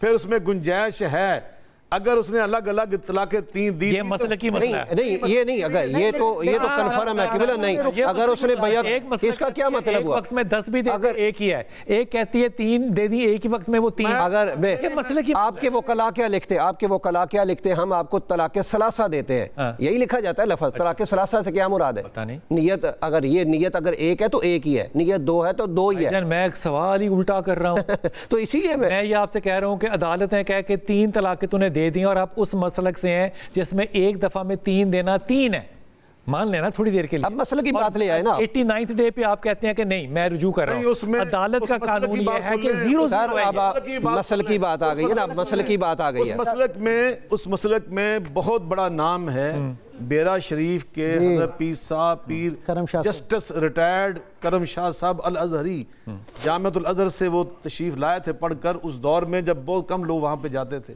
بہت بڑی شخصیت ہے، یہ ان کا فتویٰ ہے، وہ حنفی المسلک تھے، وہ حنفی فقہ حنفی کے پیروکار تھے، ہمارے بریلوی اہل سنت کی بڑی شخصیت ہے وہ، بات کیا کہہ رہے ہیں؟ انہوں نے یہ کہا کہ 3 طلاقیں اکٹھی دینے سے اس سے رجوع ہو سکتا ہے، تو یہ مسئلہ کی بات ہی ہوئی نا، نہیں بات یہ کہ دین میں اصول متعین کر دیا 3 طلاقوں کا، اس کے بعد یہ جو ٹائمنگ ہے نا، مرتب ہوا، اصول کا مطلب نہیں ہوا نا مرتب، نہیں اصول یہی ہے، آپ کی مسلک میں ہوا، دوسروں کی مسلک میں نہیں ہوا، کوئی اختلاف نہیں ہے، تو میں یہ کہہ رہا ہوں کہ پوری امت میں اس بنیاد پر میں یہ کہہ رہا ہوں کہ اگر جج نے کہا ہے اور آپ یہ نہیں تسلیم کرتے تو آپ آواز اٹھائیں، آپ کہیں جی یہ فیصلہ جج صاحب نے غلط کیا ہے، یہ شریعت کے قانون کے عدالت کے اصولوں کے خلاف ہے، نہیں کیا نا انہوں نے، یہ بھی ٹھیک ہے، تو وہ جو 3 طلاقوں کے بعد جو عورت گئی تھی کسی اور کے نکاح میں، وہ کیا تھا؟ وہ کیا تھا؟ کون سی عورت گئی تھی 3 طلاق؟ اب بھائی مثال دے رہا ہوں نا، مثال دے رہے ہیں نا، جو اس کو اب یہ مثالوں سے مسئلہ نہیں چلتا نا، جو حقیقت بات اس پہ بات چلتی ہے، تو میں عرض کر رہا ہوں 3 طلاقیں ہو گئی ایک عورت کو، ایک جج نے، اگر کسی جج نے یہ فریضہ ہے، یہ فریضہ فرض کرنے سے، سر آپ مجھے تینوں سرکاری وکیل لگ رہے ہیں آنےسٹ، نہیں یہ بات فریضہ ہے، آپ بات فریضہ کر رہے ہیں، یہ بات فریضہ ہے، آپ ڈمی چیز کو حقیقت کے شریعت کے ساتھ کیسے میچ کر سکتے ہیں؟ میں واپس آ کے کہتا ہوں، آپ ڈمی چیز کو شریعت کے ساتھ کیسے پیش کر سکتے ہیں؟ اب میں ڈمی نہیں کروں گا، آپ کو اگزامپل دوں گا، نام لے کے ولدیت دے کے آئی ڈی کارڈ دوں گا آپ کو کہ اس کے ساتھ ہی مقدمہ ہوا ہے، اب بتائیں اس سے کیا فرق پڑے گا؟ آپ اگزامپل کے اوپر ایک شریعت کا قانون کیوں نہیں بنانے کے قابل؟ سیدھی سی بات ہے، وقفہ لیں گے واپس آئیں گے۔ بسم اللہ الرحمن الرحیم، ہمارا ٹیلی فون نمبر جو ہے وہ آپ کے سامنے چل رہا ہے اور آپ ہمیں کال کر سکتے ہیں، ہمارے علماء کرام سے بات کر رہے ہیں، اور کچھ دیر کے بعد انشاءاللہ تعالی مسرت مصباح صاحبہ جو ہیں وہ ہمارے ساتھ ہوں گی۔ مسرت آپا جو ہیں ان کا کام پاکستان میں تو کیا دنیا جہان کے اندر ریکگنائزڈ ہے، جو کہ ان بچیوں کے لیے کام کرتی ہیں جن کے اوپر میں کیا لفظ استعمال کروں، لوگ جو ہیں وہ، میں تو دہشت گردی اس کو کہوں گا، تذاب پھینکتے ہیں اور ان کی زندگیوں کو بالکل ایک 0 لیول پر لے کر آتے ہیں، لیکن 0 سے مسرت آپا جو ہیں ان کی لائف کو کیسے کنسٹرکٹ کرتی ہیں، یہ کہانی سنیں گے مسرت آپا سے، لیکن کچھ دیر کے بعد کالر ہمارے ساتھ ہیں۔ السلام علیکم کالر حفظہ، السلام علیکم بیٹا۔ وعلیکم السلام سر۔ جی میرا پیارا بیٹا، حکم سر میں نے نا ایک کوشچن پوچھنا تھا۔ حکم کیجئے بیٹا۔ سر میری نا شادی کو 4 سال ہو گئے ہیں اور میرے پاس ایک 3 سال کا بیٹا ہے۔ ماشاءاللہ۔ سر میرے جو ہسبینڈ ہے نا، انہوں نے مجھے 3 سال پہلے گھر سے نکال دیا تھا اور اب کہتے ہیں کہ نہ طلاق دینی ہے اور نہ بسانا ہے آپ کو۔ اچھا، تو سر ہم نے کورٹ میں کیس کیا خرچے کا، تو سر میں نے یہ پوچھنا تھا کہ کوئی امید ہے کہ مطلب میرے لیے بہتری رہے گی یا میں علیحدگی اختیار کروں؟ اچھا حفظہ، آپ کے شوہر کا نام کیا ہے؟ سر محمد شہباز۔ शहबाज, 3 साल से आप अपने माँ बाप के घर में हैं। जी, मेरे वालिद फौत हो गए, वालदा हैं सर। तो क्यों है आप यहाँ पर, ये वजह बताइएगा। सर वजह ये थी कि वो खर्चा नहीं देते थे ना मुझे ना मेरी औलाद को, कहते थे तुम्हारी वालदा करनी, क्योंकि मेरे वालिद की पेंशन आती थी और कहते थे उसी पेंशन से तुम्हारी वालदा तुम्हारा भी करे और बच्चे का भी करे, पेंशन नहीं आती। तो जब उसके पास पहले पैसे नहीं थे तो अब केस करके आप पैसे कहाँ से लेंगी? सर उसके पास जॉब है, जॉब करता है वो। अच्छा, तो अब आप शादी मेंटेन करना चाहती हैं या नहीं करना चाहती? सर मैं तो करना चाहती हूँ, लेकिन उनकी तरफ से नहीं। कभी वो दूसरी शादी की धमकी देते हैं कि मैंने दूसरी करनी है, और कभी कहते हैं मैंने दूसरी कर ली हुई है। उसके पास है 10 लाख रुपया? सर नहीं, मतलब उसने, वो कहते हैं कि मैंने शादी करनी है। अच्छा। कभी कहते हैं कर ली है, कभी कहते हैं दूसरी करनी है। आप क्या चाहती हैं मुझे ये बताइए। सर मैं तो घर बसाना चाहती हूँ। तो फिर आप मुकदमा क्यों कर रही हैं? सर वो खर्चा नहीं देता था ना बच्चे का, हमने उससे कहा कि आप बच्चे का खर्चा दो, जैसे आप चाहती हम वैसे कर लेते, लेकिन वो देखो कहते नहीं, आप हफ्जा मेरी बात सुन बेटा, आप मेरी बात सुनो, गले पे छुरी रख के नेगोशिएशन तो नहीं हो सकती ना। सर हमने 3 साल उनसे नेगोशिएशन की। बस छोड़ दें फिर, अगर आपके ख्याल में 3 साल काफ़ी हो गए हैं तो फिर छोड़ दें, आप उसको खुला लें, फिर क्या मसला है। 5 घी में तो नहीं हो सकती ना, क्या मुकदमा भी करें और बसना भी चाहें, ये कैसे होगा?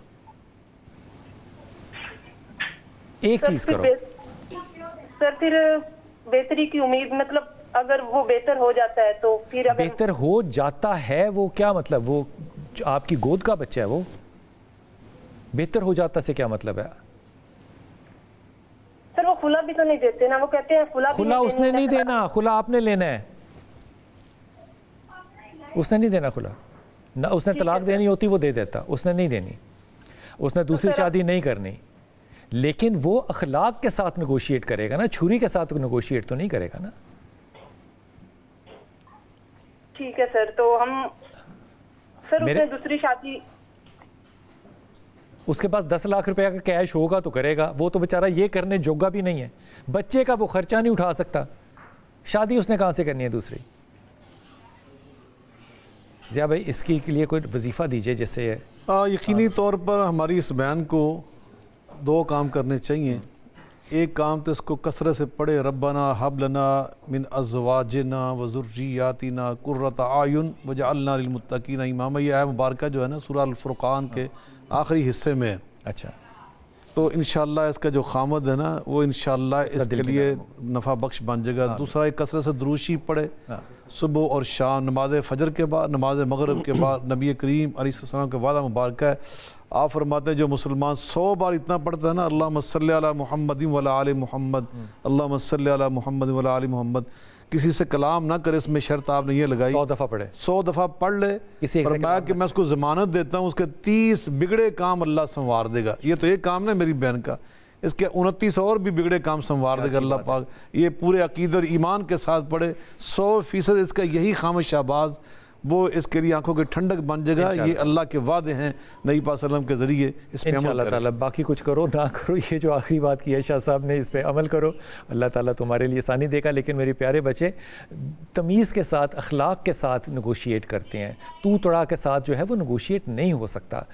इसलिए पहली बात तो मुकदमा वापस लो, ये पढ़ो जो कहा है, और ख़ामोशी के साथ उसे को कि भाई ये आपकी औलाद है, हम औलाद के लिए इकट्ठे हो जाते हैं, उसका दिल अल्लाह नरम कर देगा इंशाअल्लाह ताला ज़रूर। एक वक्फ़ा लेंगे, वापस आएंगे, हमारे टेलीफोन नंबर आपके सामने चल रहा है, आप बात कर सकते हैं हमारे उलमा इकराम से।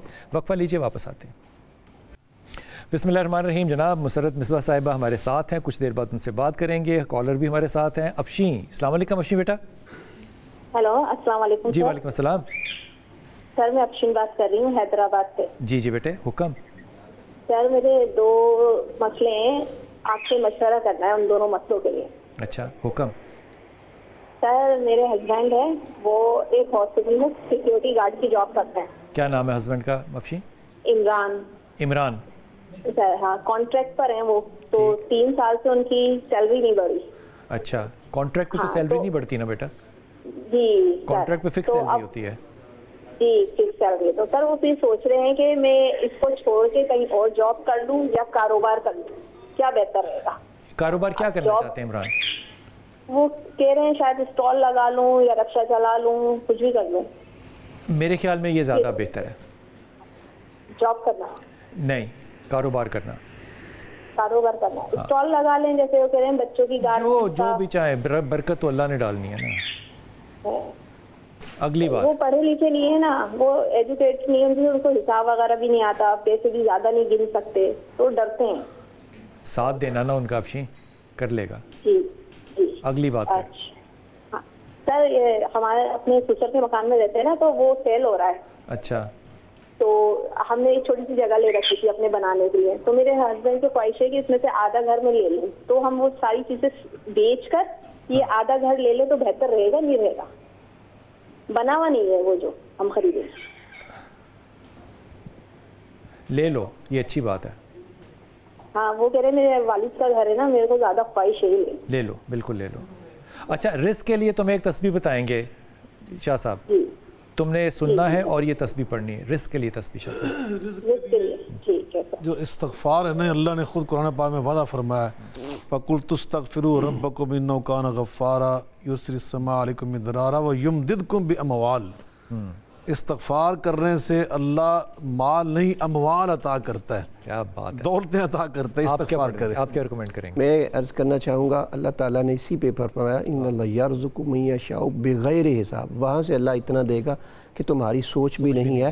صبح روزانہ کی بنیاد پہ, صبح روزانہ کی بنیاد پہ ایک تسبیح یہ پڑھیں, واللہ خیر الرازقین, واللہ خیر الرازقین. درود پاک تو ساتھ پڑھنا ہی ہے, لیکن یہ پڑھے ضرور, واللہ خیر الرازقین.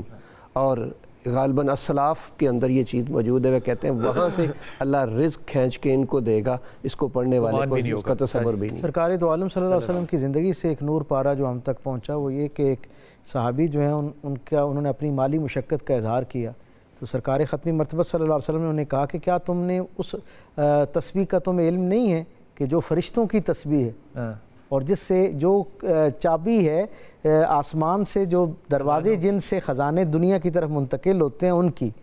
تو عرض کیا یا رسول اللہ وہ کیا ہے, تو حضور نے فرمایا سبحان اللہ و بحمدہ, سبحان اللہ العظیم. اسے جو ہے نا کثرت کے ساتھ اپنے معمولات کا حصہ بنائیں. انشاءاللہ تعالیٰ یہ تینوں تسبیحیں جو ہیں وہ یاد کیجئے اور پڑھیے. اور جناب سب سے زیادہ جو اہم جگہ ہے نا وہاں پہ میں جا رہا ہوں, اب سب سے زیادہ اہم جگہ. السلام علیکم جی. وعلیکم السلام. اب بتائیے گا کیا کیا ہوا ہے آج کا, آج ہم نے کس چیز پہ ہاتھ صاف کرنا؟ بالکل, شاہی کھیر جو ہے وہ بھی تیار ہے. شاہی کھیر جی, چکن تندوری مسالہ جو میں نے تیار کیا, ٹھیک ہے. اس کے ساتھ ہمارے پاس چکن فنگرز ہیں, رائس بال ہے, پکوڑے تو وہ تو روز. کیا بات ہے, ٹھیک. اور ہنی لائم سوڈا. یہ گول گول کیا چیزیں ہیں؟ یہ رائس بال. رائس بال جی, اس کے اندر میں نے چیز کی, نورپور کا چیز لے کے اس کی سٹفنگ کی. ٹھیک ہے. اور یہ کیا؟ یہ ہنی لائم سوڈا. ہنی لائم سوڈا, لائم کے اندر ہنی ایڈ کر. اور آپ کے سپانسرز کون تھے؟ جی, ہمارے ساتھ نورپور ہے, جامع شیری ہے, سبروسو ہے, اور اس کے ساتھ ٹینگو. جناب یہ جناب ہم نے کل اس کو کیا تھا, اور اس کے اوپر ہماری رپورٹ 2 لوگوں کی شہادت تھی, ایک میری اور ایک علی بھائی کی, ڈاکٹر علی کی. یہ بڑا خوبصورت ہے. تو انشاءاللہ تعالیٰ ابھی چائے بھی میں آپ کریں گی, وہ میں تیار کریں, کا دودھ جو ہے وہ استعمال آپ کریں گی. جناب ہم لیں گے چھوٹا سا وقفہ, واپس آئیں گے, اور مسرت آپا بھی ہمارے ساتھ ہیں, اور انشاءاللہ تعالیٰ مسرت آپا سے بات ہوگی اس کنٹریبیوشن کی جو اس معاشرے میں مسرت آپا جو ہے تنہا ان لوگوں کے لیے کر رہے ہیں جن کی زندگی کسی نے سوچا تھا بدبخت نے کہ میں اس زندگی کو ختم کر دوں گا, لیکن وہ کامیاب زندگیوں کی سکسیس سٹوری کیا ہے. واپس آئیے. بسم اللہ الرحمن الرحیم. جناب ہم نے آپ سے وعدہ کیا تھا کہ جو بھی بچہ جو ہے وہ روزہ کشائی کرے وہ اپنی چھوٹی سی 1 منٹ سے کم کی ویڈیو بنا کر دے, اور ہم اس کو ضرور آن ایئر کریں گے. آج ایک چھوٹے سے بٹ صاحب نے جو ہے وہ ہمیں روزہ کشائی کی اپنی ویڈیو بھیجی ہے, پتہ نہیں ان کی والدہ یا والد نے بنائی ہوگی. بٹ صاحب کا نام ہے ریان بٹ صاحب جو ہیں, ان کی روزہ کشائی دیکھیے, پھر واپس آتے ہیں. آج میرا پہلا روزہ ہے اور میں نے ساری وقت کی نمازیں پڑھی ہے. صبح سحری میں نے کھایا دہی پراٹھا, اور ابھی پکوڑے, جلیبی اور کھجورے اور پلاؤ.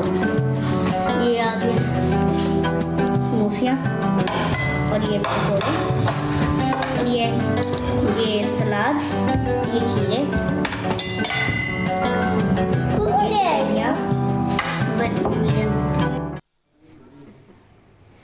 بھئی یہ ڈیفینیٹلی بٹ والا معاملہ تھا, جتنی انہوں نے چیزیں رکھی ہوئی تھی. ریان بٹ بہت مبارک ہو آپ کو, آپ نے پہلا روزہ رکھا. جناب آج کا سوال جو ہے اس پہ آپ کو یہ ہیمپر ملے گا جامع شیریں کا. اس سوال ہے کہ کس نبی کا لقب کلیم اللہ ہے؟ آپ اس کا جواب ہمارے ٹیلی فون نمبر پہ جو چل رہا ہے اس پہ دیجیے. اور چھوٹی سی نیکی میں نے آپ سے عرض کیا تھا کہ ہمارے ساتھ مسرت مصباح آپا ہوں گی جنہوں نے اپنی ایک آرگنائزیشن بنائی ہوئی ہے جس کو کہتے ہیں اسمائل اگین. یہ جو ایک بات تو یہ کہ اگر آپ اس کا نام سے اسمائل بھی رکھتے تو بڑی بات تھی, اور لیکن اسمائل اگین ایک بہت ڈیپر مطلب ہے کہ they have to restart their life again. یہ آپ کو کس عمر میں خیال آپ آیا تھا؟ عمر میں تو نہ پوچھو. اچھا اچھا, کتنا عرصہ ہوا آپ کو یہ خیال آیا تھا؟ اب 25 سال ہو گئے. 25 سال ہو گئے. کسی وجہ سے آیا تھا خیال؟ مجھے ایسا لگتا ہے کہ اللہ تعالیٰ ہم سب کو موقع دیتا ہے انسانیت کی خدمت کرنے کے لیے یا کوئی نیکی کرنے کے لیے. چھوٹی چھوٹی نیکیاں تو ہم سب کرتے ہیں, اس کا اجر اللہ تعالیٰ کتنا ہی بڑا دے وہ اس کی مرضی ہے.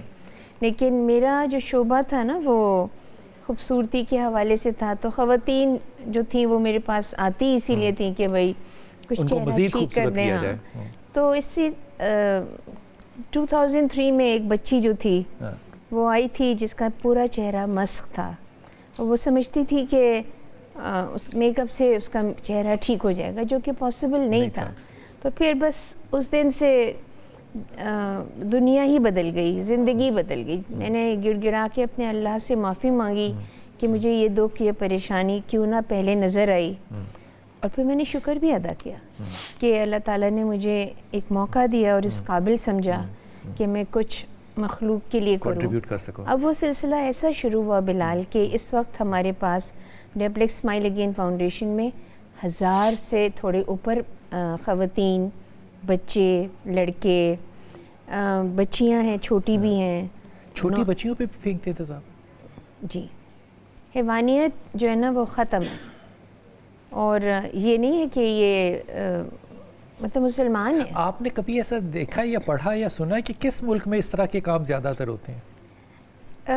بنگلہ دیش میں ہوتے تھے, لیکن انہوں نے اپنے قوانین اتنے سخت کر لیے کہ وہاں نہیں ہوتے. انڈیا میں بھی ہوتے, لیکن اگر ہم کوئی امریکہ یا انگلینڈ وہاں کی کریں وہاں پہ بھی بالکل شاید اس کی ایک بہت بڑی وجہ تو ایسی ہے نا کہ وہاں پہ تذاب خریدنا ہی ایک بہت بڑا کمال ہے, جو کہ آپ نے سندھ اسمبلی میں جو قانون پاس کروایا اور انہوں نے کر دیا جی کہ ریسٹرکشنز ہوگی آن خریدنے پہ اور بیچنے پہ. مطلب کہ جو تیزاب بیچ رہا ہے اس کے پاس تیزاب رکھنے کا بھی لائسنس ہوگا. تو یہ ایک بہت بڑا قدم تھا.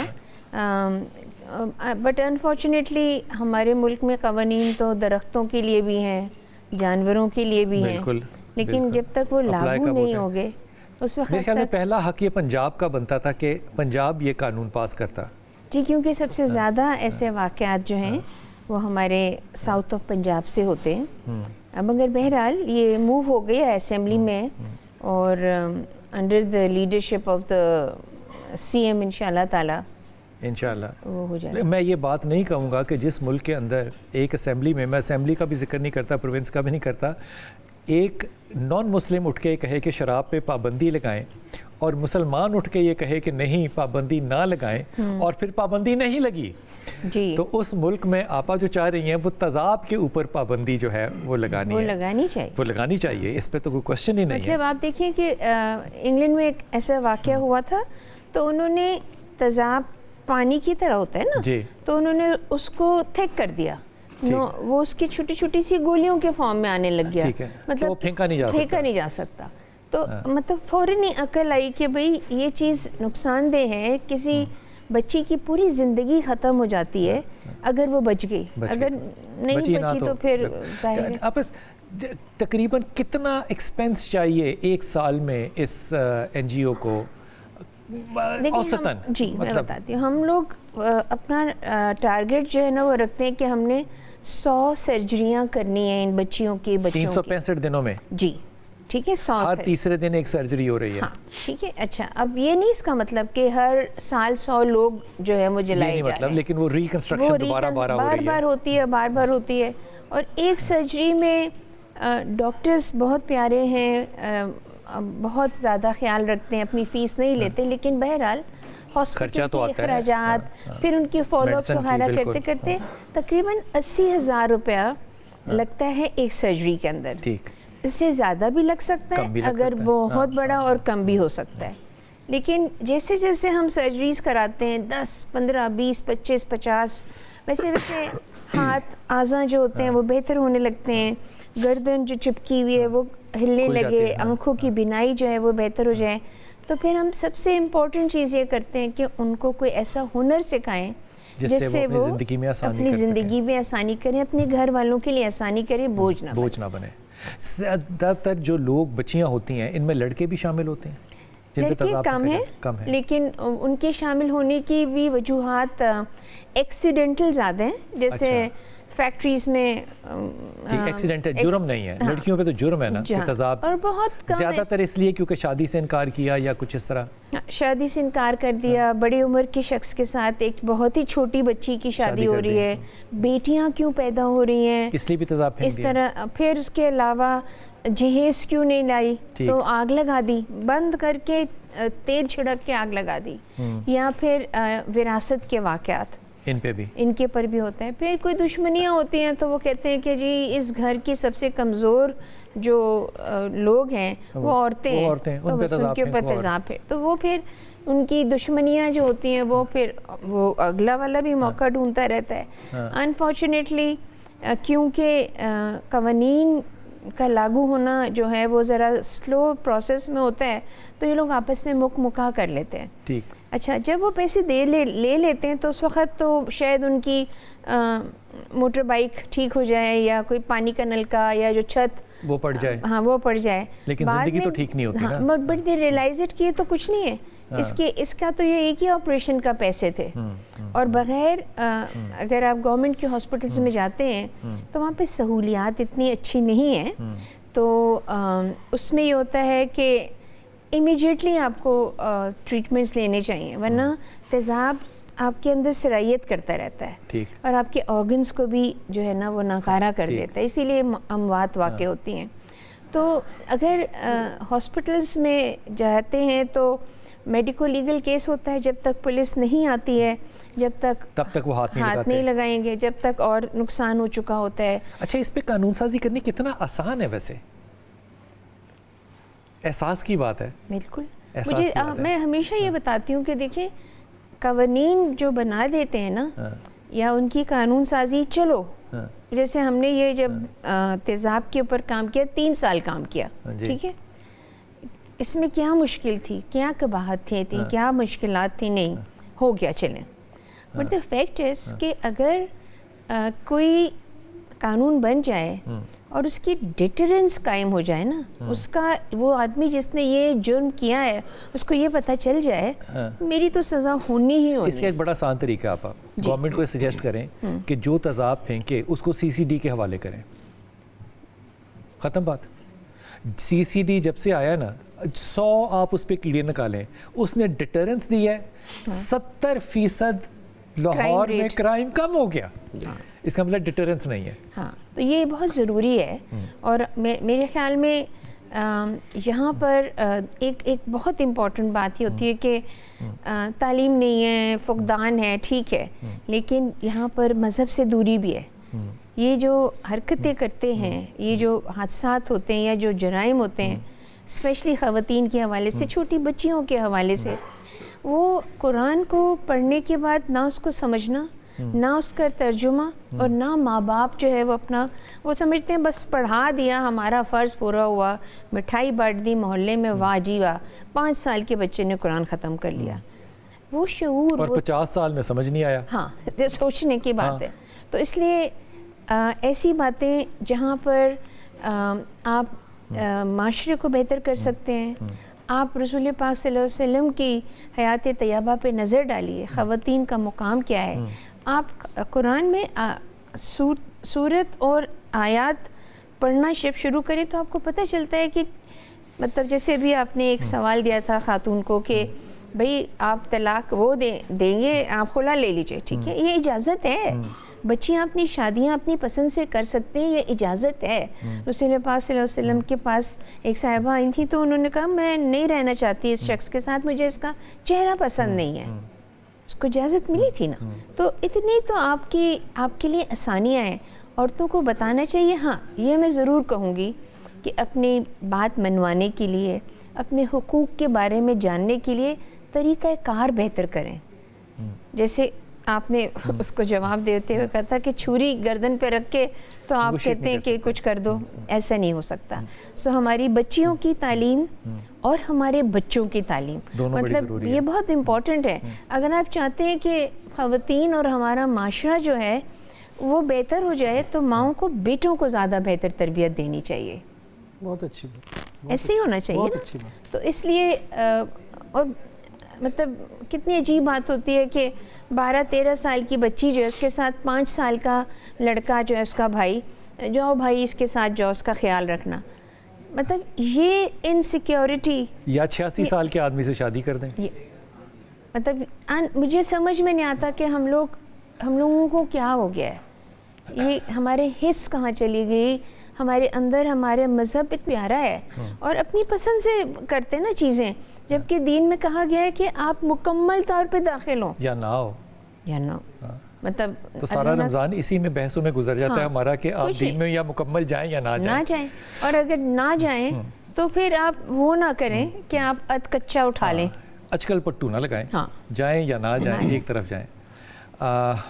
ये सारी बातें जो है ना, ये मैं हाथ बांध के मैं सबसे पहले तो दरख्वास्त करता हूँ अपनी इंतहाई मोहतरम चीफ़ मिनिस्टर साहिबा मरियम नवाज़ साहिबा, आप ख़ातून हैं, आप सोच सकती हैं कि एक औरत, एक बच्ची जिसके मुंह पे तेज़ाब फेंक दिया हो या जिस्म पे तेज़ाब फेंक चुका हो, वो जो जुल्म है वो अलग है, उसको छोड़ दीजिए। लेकिन जिस जज्बाती कैफियत से, जिस रिजेक्शन से वो गुज़रती है, मेरे ख़्याल में उसका अजाब जो है ना वो 1000 गुनाहों से, अब बहस ना कीजिएगा मेरे से इसमें, वो बड़ा ज़्यादा है, क्योंकि वो हर लम्हा एक अजाब में से गुज़र रही है। इसके ऊपर आप ख़ातून है, यकीन कीजिए मैं नहीं समझता, मैं बड़ी इज़्ज़त करता हूँ आदमियों की, मर्द में शायद इतना ज़र्फ़ ना हो CM साहिबा कि वो इसके ऊपर कोई कदम उठा सके, लेकिन आप ख़ातून हैं, आप इस बात को समझती हैं कि आपके सर से दुपट्टा भी सरकता है तो आप अपने दुपट्टे को वापस लेकर आती हैं, आपकी चादर सरकती है, आप अपनी चादर को वापस आती हैं। यहाँ तक कि एक पुलिस ऑफिसर का दुपट्टा बैठे हुए पीछे चला गया था, आपने उसका दुपट्टा उसको वापस कर दिया था। खुदा के वास्ते इन बच्चियों की ज़िंदगियां जो हैं वो, इनको हम लुटा तो नहीं सकते लेकिन हम इनको कॉम्पनसेट ज़रूर कर सकते हैं। मेरी दरख्वास्त ये होगी कि ना सिर्फ कि आप कानून साजी कीजिए, आप इस ऑर्गेनाइजेशन की मदद भी कीजिए और इनसे मशवरा लीजिए कि कानून साजी किस तरह की होनी चाहिए। अकाउंट नंबर आपके सामने चल रहे हैं, इसमें हिस्सा डालिए ताकि जब कब्र में हम जाएँ तो कम से कम ये कह सकें कि अल्लाह ताला मैंने एक बच्ची या एक बच्चे या एक औरत या एक आदमी की जो इज़्ज़त है, इज़्ज़त नफ्स जो है, उसको मजरूह होने से बचाया था। वक्फा लेंगे, वापस आएंगे। जनाब, किस नबी का लक़ब कलीमुल्लाह है, इसके लिए आपका ये गिफ्ट हैम्पर है जो कि आपको जाएगा इंशाअल्लाह ताला। अभी हम थोड़ी देर में इसका अनाउंसमेंट भी करेंगे कि किसने इस अनाम को पाया है। आज की हदीस जनाब, हदीस हुज़ूर अर्ज़ कर रहा हूँ आपसे, हज़रत मसूद रज़ी अल्लाह से ये रवायत है, कहते हैं कि रसूल पाक सल्लल्लाहु अलैहि वसल्लम जो है वो एक बोरे पर सो गए, उठे तो इनके जिस्म मुबारक पर निशान पड़े हुए थे। इस पर इब्न मसूद ने रसूल पाक सल्लल्लाहु अलैहि वसल्लम कहा कि हमें हुक्म कीजिए, हम आपके लिए एक बिस्तर तैयार कर दें। आपने फरमाया कि मेरा ताल्लुक़ इस दुनिया से इतना ही है जितना एक सवार का होता है कि वो दरख्त के नीचे साए में कुछ देर के लिए ठहरे और फिर छोड़ के चला जाए। ठीक है, मेरा दिल तो ये कर रहा है कि मैं इस हदीस को अब जोड़ूँ 10 लाख रुपए मेहर के साथ, मैं नहीं जोड़ता। ये जो सादगी है रसूल पाक सल्लल्लाहु अलैहि वसल्लम की, इस सादगी को आप सुन्नत नहीं समझते कि ये सादगी इतनी ही होनी चाहिए सबकी? कि बिला क्यों नहीं, नबी करीम सल्लल्लाहु अलैहि वसल्लम की, जैसे हम पहले बात कर रहे थे, सीरत जो है ना, इतनी मशअल राह है, कोई बंदा किसी किस्म की भी वहाँ से हदायत और रहनुमाई लेना चाहे ना, वहाँ मौजूद है। नहीं, यहाँ पे ये चलता है, यहाँ रही सादगी की बात। आज हमारे बहुत सारे मसाइल ऐसे हैं, हम शो की तरफ आ रहे होते हैं, नुमाइश की तरफ आ रहे होते हैं, हालांकि नबी करीम सल्लल्लाहु अलैहि वसल्लम ने अपनी सादगी की तालीमात देकर ना। अब मैं सवाल करूंगा, क्या वो शरन जायज़ है? बताइए। آپ بتائیں, کیونکہ میں نے کہنا ہے کہ ناجائز ہے, کیونکہ سنت یہ ہے, تو آپ کہیں گے نہیں جس کے پاس مال ہو وہ خرچ بھی سکتا ہے. وہاں پہ بھی آپ مجھے مثال کچھ صحابہ کی نہیں دیکھیں ابھی نہیں, یہ سادگی ہے میرے رسول کی کہ بورے کے نشان جسم پر پڑے ہیں. قبلہ ہم اسی کو تو مانتے ہیں کہ سب کچھ ہونے کے باوجود, کونین کی چابیوں کے خزانے آپ صلی اللہ علیہ وسلم کے پاس ہونے کے باوجود بھی سادگی کا یہ عالم ہے کہ اس انداز میں, اور یہی تعلیم جو ہے نیچے تک پھیلی اور پھیلائی گئی. جیسے کہ حضرت سیدنا فاروق اعظم رضی اللہ تعالیٰ کو جب وہ قاصد دیکھنے کے لیے آیا تھا اور اس نے پوچھا مسلمانوں کے خلیفہ کدھر ہے, بادشاہ کدھر ہے, کہا ہمارا بادشاہ نہیں ہوتا, ہمارا خلیفہ ہوتا ہے. اور جا کے جب ایک درخت کے نیچے اس صورت میں حضرت فاروق اعظم رضی اینٹ کا سرہانہ. اور اب دوسری طرف دیکھیں نا, یہ باتیں کتنی خوبصورت لگتی ہیں اور دل کی گہرائیوں میں پہنچ جاتی ہیں, بڑی خوبصورت ہے. لیکن کچھ دیر پہلے یہی سب لوگ جو ہے وہ کہہ رہے تھے کہ شادی وہ کرے جس کے پاس مال ہو.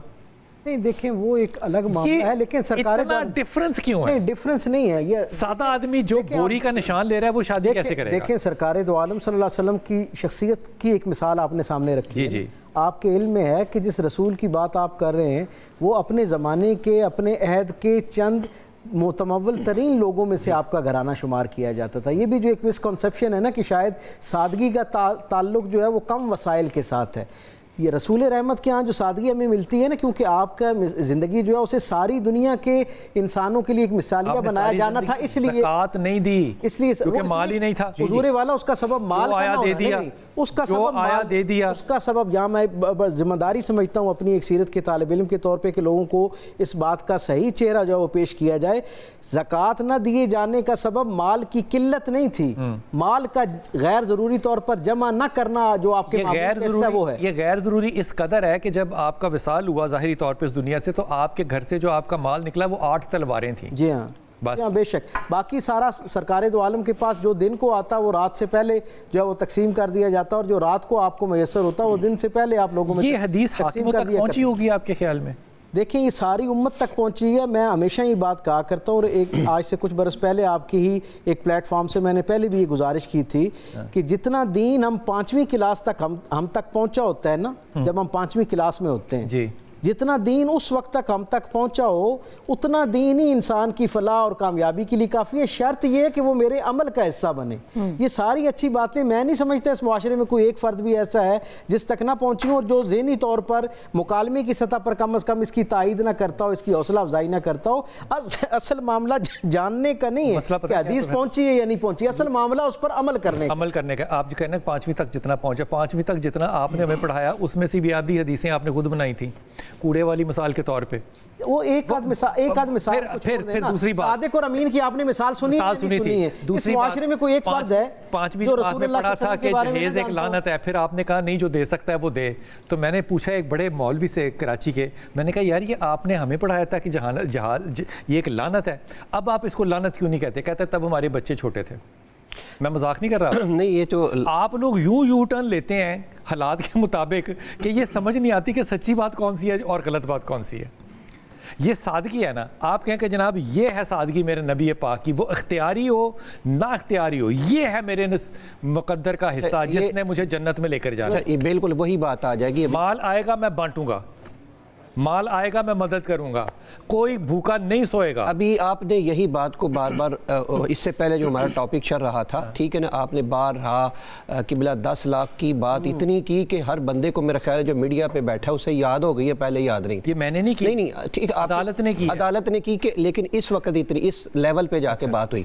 میں عرض کرتا چاہتا ہوں, ایک طرف آقا علیہ الصلوۃ والسلام کی سادگی, دوسری طرف 11 ازواج مطہرات. اب بتائیے ذرا, یا میں کیا بتا سکتا ہوں یا عدالتیں یا معاشرہ کیا بتا سکتا ہے, وہاں 11 وہاں کوئی دولت کی فراوانی نہیں تھی, وہاں حکمت ربانی اور حکمت محمدی صلی اللہ علیہ وسلم ہے کہ اللہ تعالیٰ کے نبی نے معاشرے کو اور انسانیت کو کیسے لے کے چلے. جیسے ابھی اپا مسرت نے ایک بڑی اچھی دیکھیں نا, انہوں نے ہمیں باتیں بتائیں وہ تیزاب کے حوالے سے, اپنی ویلفیئر کے کام کے حوالے سے, کس طرح پوری دنیا میں بالخصوص پاکستان میں یہ کام کر رہی ہیں. اب دیکھیں جس طرح یہ کون سا کام ہے کہ جن بچوں کے چہروں پر, بچیوں کے چہروں پہ تیزاب پھینکا جاتا ہے, ان کی جان بچائی جاتی ہے, بلکہ وہ تو بیچاری زندگیاں کھو بیٹھی ہیں. لیکن اس کے برعکس آپ دیکھیں انسان کا چہرہ، ایک منٹ کے لیے، انسان کا چہرہ وہ ہے جس کو اللہ تعالیٰ فرماتا ہے وَالَّذِي يُصَوِّرُكُمْ فِي الْأَرْحَامِ كَيْفَ يَشَاءُ، یہ وہ چہرہ ہے، اس چہرے پر اللہ تعالیٰ ناز کرتا ہے، باقی بھی مخلوق ہے لیکن انسان کے چہرے پر اللہ تعالیٰ بڑا ناز کرتا ہے، وَالَّذِي يُصَوِّرُكُمْ فِي الْأَرْحَامِ كَيْفَ يَشَاءُ۔ اب دوسری طرف دیکھیں نبی کریم صلی اللہ علیہ وسلم کی بارگاہ میں ایک جانور لایا گیا، اس کے چہرے کو مسح کیا گیا تھا، ٹھیک ہے جی، آپ صلی اللہ علیہ وسلم کو پتہ چلا اس کے چہرے کو کس کو، بدل لیا اپنا، تو آپ صلی اللہ علیہ وسلم بہت برا لگا آپ کو؟ برا کیا لگا، آپ نے چہرہ اس طرح چہرہ کر لیا اور آپ نے کہا لعنت ہو جس میں، بھائی جو نبی کسی جانور کے چہرے کی تبدیلی نہیں برداشت کر سکتا تو وہ ہم انسانوں کے چہرے کا، ہماری انسانیت کہاں گئی؟ چہرہ ویسے ایک تو انسانوں کا نہیں مسح کرنا چاہیے، ایک نظریات کا نہیں کرنا چاہیے، وہ تو ایک خیالوں کا چہرہ، بھائی یہ تو آپ کا خیال جہاں لٹکا ہوا ہے قبلہ، آپ کا جہاں خیال آپ کا جہاں خیال لٹکا ہوا ہے اس کو ہم کچھ نہیں کہہ سکتے، کیوں نہیں کہہ سکتے؟ ہم نہیں کچھ کہہ سکتے۔ آپ کی اجازت سے اور آپ پہ جو ہماری ایک اونرشپ ہے اس پلیٹ فارم کے ساتھ، اس کی بنیاد پہ میں آپ کے سوال کے بغیر ایک اپنا اظہاریہ جو ہے وہ آپ کے پلیٹ فارم سے پوری پاکستانی قوم کو دینا چاہتا ہوں، اور میں پوری قوم کی طرف سے مسرت آپا جیسے لوگوں کا شکریہ ادا کرنا چاہتا ہوں۔ صحیح بات ہے، ہمارے معاشرے میں یہ اتنا ایک مشکل عمل ہے کسی کی مدد کرنا بھی ان معنوں میں، میں سمجھتا ہوں اس کے لیے بڑا حوصلہ چاہیے کہ اور پھر اکٹھا کرنا، لوگوں کے سامنے جھولی پھیلانا، یہ کہ بھائی کریں میں کرنا چاہتا ہوں، بہت بڑی بات، یہ اتنا مشکل کام ہے کہ شاہ صاحب مسرت آپا ان لوگوں میں سے ہیں، مجھے یہ کہنے کی اجازت دیجئے کہ جن کی برکت کی وجہ سے اللہ معاشروں سے عذاب کو ٹالتا رہتا ہے، ہمیں چاہیے بخدا، یہ بالکل میرے دل کی بات ہے، میں سمجھتا ہوں کہ ایسے افراد کا ہونا معاشرے کے لیے اللہ کی رحمت کے آثار کے طور پر ہمیشہ موجود رہتا ہے۔ ہم دامے درمے سخنے قدمے جیسے بھی ان کی اس کار خیر میں جتنی معاونت کر سکیں ہمیں اپنا آپ پیش کرنا چاہیے۔ بے شک، میں یہ ونر اناؤنس کر دوں پھر آپا سے بات کرتا ہوں۔ آج کا سوال تھا کس نبی کو لقب کلیم اللہ کا دیا گیا؟ اس کے کراچی سے ہیں شہریار، کراچی سے شہریار ہمارے بچہ ہے، آدمی ہے یا جو بزرگ ہیں جو بھی ہیں، انہوں نے اس کا صحیح جواب دیا ہے۔ یہ ہے حضرت موسیٰ علیہ السلام جو کوہ طور پہ چڑھتے تھے اور وہاں پہ ایک جھاڑی تھی جو کہ آج بھی محفوظ ہے بالکل اسی طرح جس طرح وہ اس زمانے میں تھی۔ اب آپ کہیں گے کہ جناب یہ 2500 سال پرانی جھاڑی کیسے ہے؟ تو اس کا آرکیولوجیکل ثبوت یہ ہے کہ آپ اس جھاڑی میں سے کوئی پگڈنڈی اتاریں جس طرح کہ عام ہوتا ہے تو آپ کہیں اور جا کے اس کو لگائیں تو وہ وہاں نہیں اگتی، وہ صرف وہیں پہ اگتی ہے جہاں پہ وہ لگی ہوئی ہے۔ ہماری جو بحث تھی نا آج سارا وقت، وہ پتہ کس بات پہ ہوتی رہی کہ 4 شادیاں کرنی چاہیے کہ نہیں کرنی چاہیے، پھر انصاف کیسے کرنا چاہیے۔ آپ دوسری شادی کے حق میں ہیں؟ بالکل بھی نہیں۔ اگر آپ کو کوئی کہے کہ میں نے شادی کرنی ہے، مثال کے طور پہ شوہر کہے یا بچہ کہے، تو آپ اس کو کیا مشورہ دیں گی؟ پہلے اپنی جو آپ کے اوپر ذمہ داریاں ہیں تو پہلے ان کو احسن طریقے سے نبھائیں، اور پھر اگر بیوی جو ہے وہ سمجھتی ہے کہ یہ انصاف کر سکتے ہیں جیسے کہ قرآن میں لکھا ہے تو پھر ٹھیک ہے، پھر کرے، مطلب نہ ہی ہوئی نا آپ کی طرف سے پھر؟ بالکل۔ بسم اللہ۔